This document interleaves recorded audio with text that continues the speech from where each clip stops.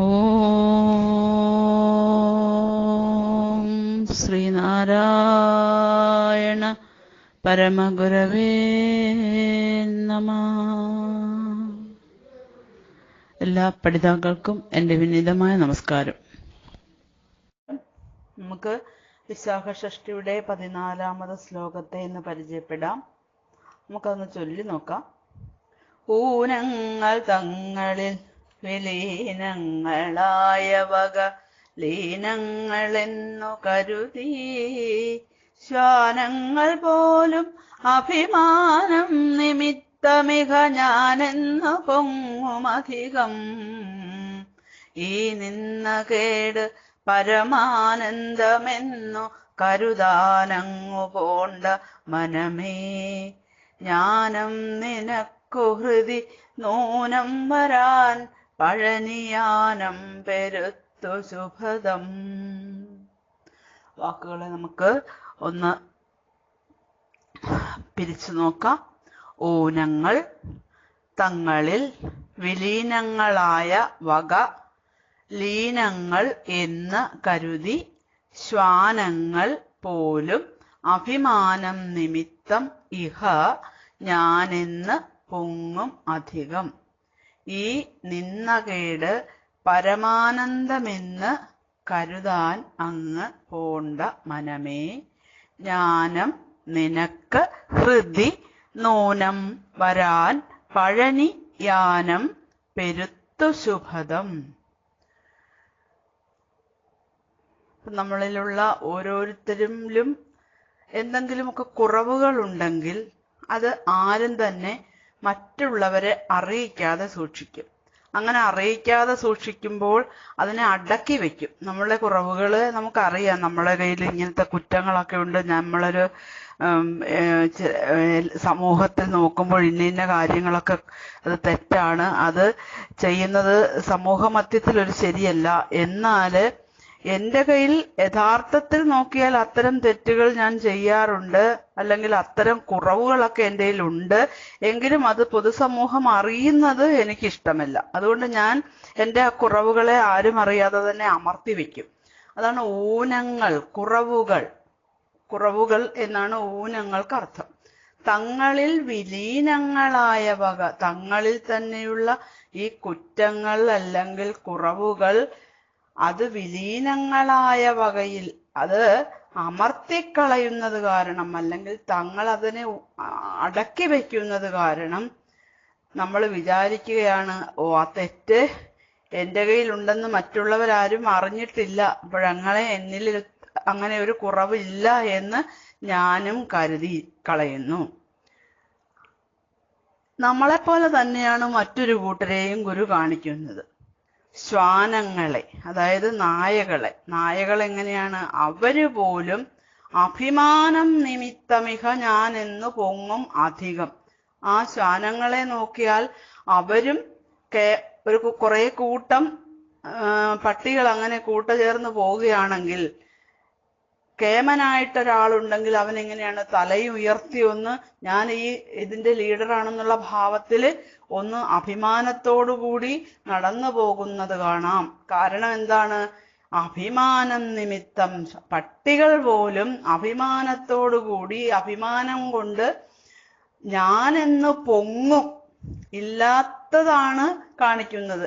എന്നിൽ യഥാർത്ഥത്തിൽ ഉള്ള പൊങ്ങാനുള്ള കാരണമൊന്നുമില്ല, എങ്കിലും ഞാൻ വലിയ കേമനാണെന്ന് മറ്റുള്ളവരുടെ മുമ്പിൽ കാണിക്കാൻ വേണ്ടി ഒന്ന് തല ഉയർത്തി ഒന്ന് നോക്കും.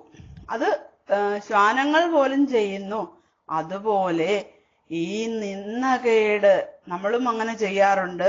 അപ്പൊ യഥാർത്ഥത്തിൽ അത് നോക്കുകയാണെങ്കിൽ അതൊരു നിന്നകേടാണ്, ഒരു നിന്നയാണ്, അതൊരു ആക്ഷേപമാണ്, അതൊരു കേട് തന്നെയാണ്. അതിനെ നമ്മളെ കുറവുകളെ അമർത്തി വെച്ചതുകൊണ്ട് അത് ഇല്ലെന്ന് കരുതി അതിനെ പരമാനന്ദമെന്നു കരുതാൻ അങ്ങ് പോണ്ട മനമേ, മനസ്സേ, നീ ആ കുറ്റങ്ങളെ ഇല്ല എന്ന് വിചാരിച്ച് അതിനെ അമർത്തിക്കൊണ്ട് നല്ല ഭാവം നടിച്ചത് ഒരു നിന്ദകേടാണ്. അതിനെ നീ ഒരു പരമാനന്ദം എന്ന് കരുതാനങ്ങും പോകണ്ട കേട്ടോ. പരമാനന്ദം അല്ല. അത് മറ്റുള്ളവരുടെ മുമ്പിൽ നീ വലിയ ആനന്ദം നടിക്കാൻ വേണ്ടി അങ്ങനെ കാണിച്ചുവെങ്കിലും യഥാർത്ഥത്തിൽ നിന്റെ ഉള്ളിൽ കുറവുകളുണ്ട്. അതുകൊണ്ട് ആ പരമാനന്ദമെന്ന് കരുതാനങ്ങ് പോണ്ട മനമേ. ആ പിന്നെ മായ കാണിച്ചതുപോലെ തലയുയർത്തി ഞാൻ വലിയ ആളാണെന്നുള്ള ഭാവം കാണിച്ച് നീയും അങ്ങനെ പൊങ്ങാനായിട്ട് പോകണ്ട മനസ്സേ എന്ന്. അപ്പൊ അതായത് ഇല്ലാത്തത് പെരുപ്പിച്ച് കാണിച്ച് പൊങ്ങി നടക്കുന്ന പൊങ്ങച്ചത്തിന് പോകണ്ട മനസ്സേ. യഥാർത്ഥത്തിൽ ജ്ഞാനമുള്ളവൻ അങ്ങനെ പൊങ്ങച്ചം നടിക്കുകയില്ല. അതുകൊണ്ട് ഇത് ഒരു നിന്ദകേടാണ്. യഥാർത്ഥത്തിൽ ഇത് ഒരു ആക്ഷേപാർഹമായ ദോഷമാണ്, നമ്മളുടെ തന്നെ ഒരു ദോഷമാണ്. അതിനെ പരമാനന്ദം എന്ന് തെറ്റിദ്ധരിച്ച് നീ അങ്ങോട്ട് ഉയർന്നു പോകണ്ട മനസ്സേ എന്ന്. ജ്ഞാനം നിനക്ക് ഹൃദി നൂനം വരാൻ പഴനിയാനം പെരുത്തു ശുഭദം.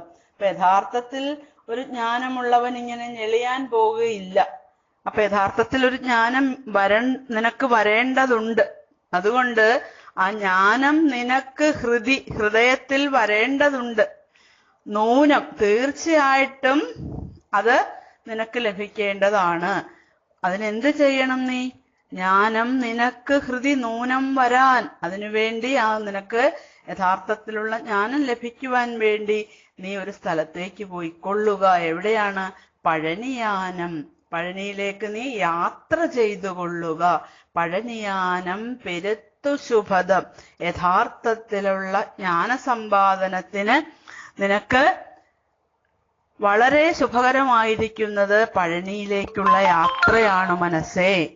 അപ്പൊ പഴനിയെയും സുബ്രഹ്മണ്യനെയും കേന്ദ്രീകരിച്ചുകൊണ്ട് ആ സത്യത്തിനെ ലഭിക്കുന്നതിന് വേണ്ടി, ഒരു സത്യദൃക്കാകുന്നതിന് വേണ്ടി, അല്ലെങ്കിൽ ജ്ഞാനിയാകുന്നതിന് വേണ്ടി സുബ്രഹ്മണ്യൻ എന്ന ഭഗവാനെ ആശ്രയിച്ചുകൊണ്ട് ആ പഴനിയിലേക്ക് നീ യാത്ര പോയിക്കൊള്ളുക. അത് നിനക്ക് ഏറ്റവും ശുഭകരമാണ് എന്ന് പറയുന്നു. അപ്പൊ ഇവിടെ നമുക്ക് മനസ്സിലാക്കാം, ഗുരുദേവൻ ഈ സുബ്രഹ്മണ്യ ഭഗവാനെ നമ്മുടെ പിന്നെ അതിന്റെ ഒരു ബീജാക്ഷരം കൊണ്ട് എഴുതിയിട്ടുള്ള ഒരു ശ്ലോകം ഉണ്ടല്ലോ, ബാഹുലയാഷ്ടകം. ആ ബാഹുലയാഷ്ടകത്തിലൊക്കെ സുബ്രഹ്മണ്യനെ കുറിച്ച് പറയുന്നത് ഹും ഹും ഹും ഭൂതി ഭൂഷാർച്ചിതം അമിത സമസ്താർത്ഥ ശാസ്ത്രാന്തരംഗം ഭൗം ഭൗം ഭൗം ഭൗമമുഖ്യം ഗ്രഹഗണനപടും ഭാവയെ ബാഹുലയം എന്നാണ്. അതായത് അമിത സമസ്ത അർത്ഥ ശാസ്ത്രാന്തരംഗം, അമിതമായ സമസ്തമായ അർത്ഥങ്ങൾ, ശാസ്ത്രാർത്ഥങ്ങളെ ഉള്ളിലടക്കുന്നവനാണ് സുബ്രഹ്മണ്യൻ എന്ന്. ശാസ്ത്രത്തെ അന്തരംഗത്തിൽ വെക്കുന്നവൻ, ശാസ്ത്രാർത്ഥങ്ങളെ അന്തരംഗത്തിൽ വെച്ചിരിക്കുന്നവൻ എന്ന് പറഞ്ഞാൽ സർവജ്ഞാനവും സുബ്രഹ്മണ്യനിലാണെന്ന് ചുരുക്കം. സർവജ്ഞാനവും ആ അറിവായിരിക്കുന്ന അതിന്റെ കൈവഴികളായിട്ട് വളരെയധികം ശാസ്ത്രശാഖകൾ സുബ്രഹ്മണ്യനിൽ നിന്നാണ് പോയിരിക്കുന്നത് എന്ന്. അപ്പൊ സത്യമായിരിക്കുന്ന, പൊരുളായിരിക്കുന്ന, അറിവായിരിക്കുന്ന സുബ്രഹ്മണ്യനാണ് അതിന്റെ എല്ലാം കേന്ദ്രം.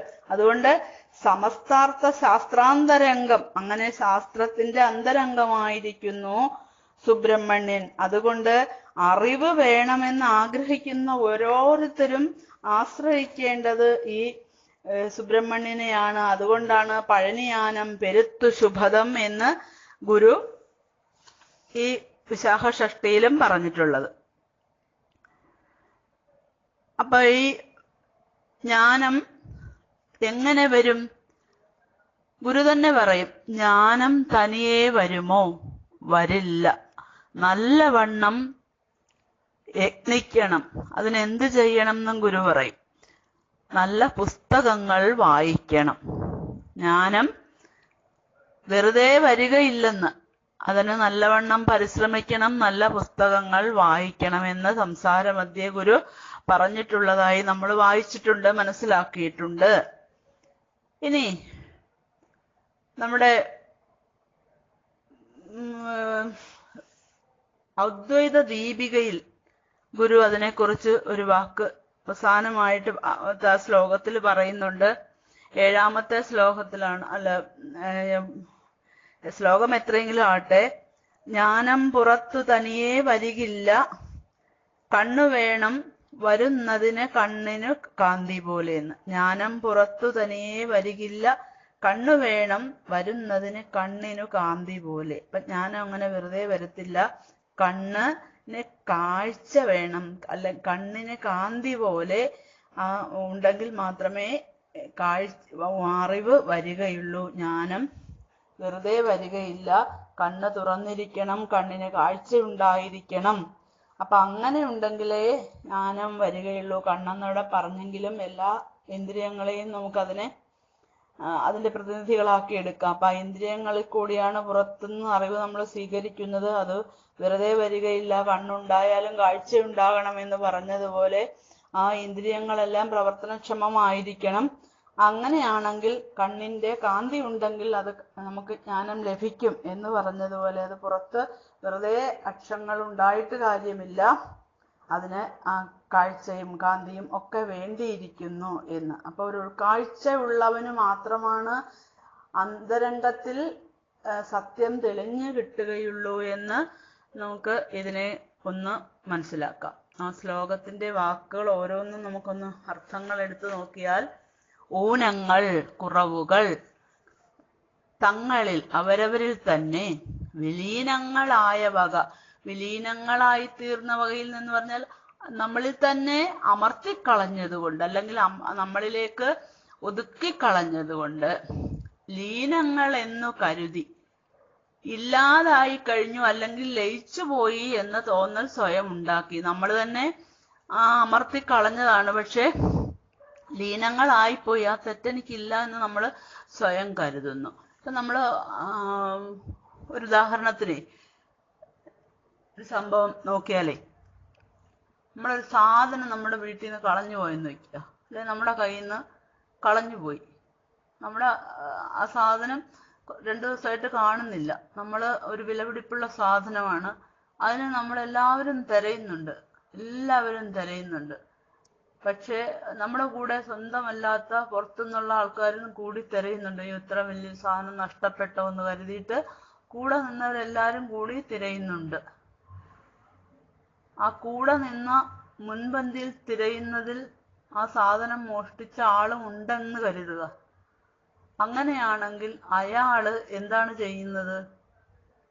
മുൻനിരയിൽ തന്നെ അവനും ഈ വസ്തു കണ്ടെടുക്കാനായിട്ട് നിൽക്കുമ്പോൾ നമ്മൾ വിചാരിക്കും, അയ്യോ അവൻ എൻ്റെ കൂടെ ഇത് സാധനം തിരയാൻ വന്നവന്, അവനൊന്നും അത് മോഷ്ടിച്ചിട്ടുണ്ടാവില്ല എന്നല്ലേ നമ്മൾ വിചാരിക്കുക. അപ്പൊ അങ്ങനെ നമ്മളുടെ കുറവുകളെ മറ്റുള്ളവരുടെ മുമ്പിൽ മറച്ചു വെക്കാൻ വേണ്ടി ഉള്ള പണി ചെയ്യുന്നത് പോലെയാണ് നമ്മളും അങ്ങനെ ചെയ്യാറുണ്ട്. അത് ഒരു പരമാനന്ദത്തിലേക്കുള്ള വഴിയല്ല, അതൊരു തെറ്റായ കാര്യമാണ് എന്നാണ് നമ്മളെ പഠിപ്പിക്കുന്നത്. അതിനെ ഒരു ഉദാഹരണം കാണിച്ചത് ഒരു ജന്തുവിനെ ഉദാഹരിച്ചു. ആ ജന്തുക്കൾ പോലും ഇങ്ങനെ മാനം നടിക്കും. അപ്പൊ ജന്തുക്കൾ ഒന്നും അറിയാതെ മാനം നടിക്കുന്നത് പോലെ നിങ്ങൾ അങ്ങനെയൊന്നും ചെയ്യണ്ട മനസ്സേന്നാ പറഞ്ഞത്. കണ്ടില്ലേ? ജാനങ്ങൾ പോലും അഭിമാനം നിമിത്തമിക ഞാനെന്നു പൊങ്ങും അധികം ഈ നിന്ന കേട് പരമാനന്ദമെന്നു കരുതാനങ്ങു പോണ്ടവനമേ, മനസ്സേ നീ അങ്ങനെയൊന്നും പോണ്ട കേട്ടോ എന്നാണ് പറഞ്ഞിട്ടുള്ളത്. അപ്പോ നമ്മള് രണ്ടാമത്തെ വരിയിലെ അർത്ഥങ്ങൾ എന്ന് കരുതിയാൽ, ശ്വാനങ്ങൾ അത് പട്ടികൾ, ശ്വാനങ്ങൾ പോലും നായകൾ പോലും അഭിമാനം നിമിത്തം, മാനം കൊണ്ട് നിമിത്തം കാരണം ഞാൻ എന്ന് പൊങ്ങും അധികം, ഞാനാണ് കേമനെന്ന് പൊങ്ങും എന്ന് പറഞ്ഞാൽ കേമത്വം കാണിക്കും. ഇത് ഒരു നിന്ന ആണ്. ഈ നിന്ന കേടെന്ന് പറഞ്ഞാൽ, നിന്ദ എന്ന് പറഞ്ഞാൽ ഒരു ആക്ഷേപകരമായ ഒരു കാര്യം, അതൊരു കേടാണ്. നിന്ദ അതൊരു കെടുതിയാണ്, അതൊരു ആക്ഷേപാർഹമായ ഒരു ദോഷമാണ്. അതിനെ പരമാനന്ദം, അത് പരമാനന്ദം എന്ന് പറഞ്ഞാൽ എന്താണ്? അത്യധികമായ സന്തോഷം, ഹർഷം എന്നൊക്കെ പറയാം. അങ്ങനെയുള്ളൊരു ആനന്ദമെന്ന് കരുതാൻ പോകണ്ട. അത് അങ്ങനെ മറ്റുള്ളവരിൽ നിന്ന് നമ്മുടെ കുറവുകൾ മറച്ചു വെച്ചുകൊണ്ട് ആ കുറവ് എനിക്കില്ല എന്ന് കരുതി ആനന്ദിക്കുന്നൊരാനന്ദം ഉണ്ടല്ലോ, അതൊരാനന്ദമല്ല. അത് പരമാനന്ദമെന്ന് കരുതാനങ്ങ് പോണ്ട മനമേ, അത് യഥാർത്ഥത്തിലുള്ള ആനന്ദമല്ല. അത് ശരിയായി പറഞ്ഞാൽ അതൊരു നിന്നകേടാണ്.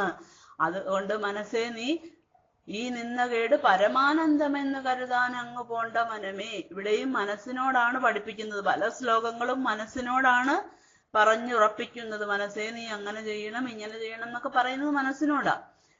ഇവിടെയും അങ്ങനെ തന്നെ. എന്നിട്ട് പറയുകയാണ് മനസ്സിനോട്, ഇത് ഇപ്പോ ഇങ്ങനെയൊക്കെ കാണിച്ചത്, അതായത് മറ്റുള്ളവരുടെ മുമ്പിൽ മാനം നടിച്ചതൊക്കെ നിനക്ക് ശരിയായ ജ്ഞാനമില്ലാഞ്ഞിട്ടാണ്. അതുകൊണ്ട് നിനക്ക് ശരിയായ ജ്ഞാനം വരണമെങ്കിൽ നീ എന്ത് ചെയ്യണം? ജ്ഞാനം നിനക്ക് ഹൃദി നൂനം വരാൻ പഴനിയാനം പെരുത്തു ശുഭദം. നീ അവിടേക്ക് പൊക്കൊള്ളുക. നിനക്ക് യഥാർത്ഥത്തിലുള്ള ജ്ഞാനം കിട്ടി നീ നിന്റെ കുറവുകളെല്ലാം ഇല്ലാതായി നീ വളരെ ഒരു ശുദ്ധമായ ഒരു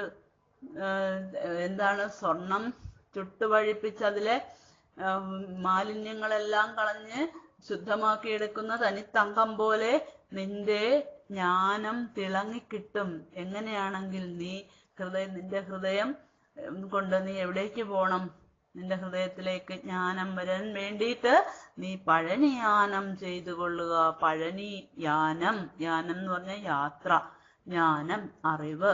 നിനക്ക് ഹൃദയത്തിൽ ജ്ഞാനം വരാൻ നൂനം തീർച്ചയായും പഴനിയാനം, പഴനിയിലേക്കുള്ള യാത്ര, പെരുത്ത് ശുഭദം.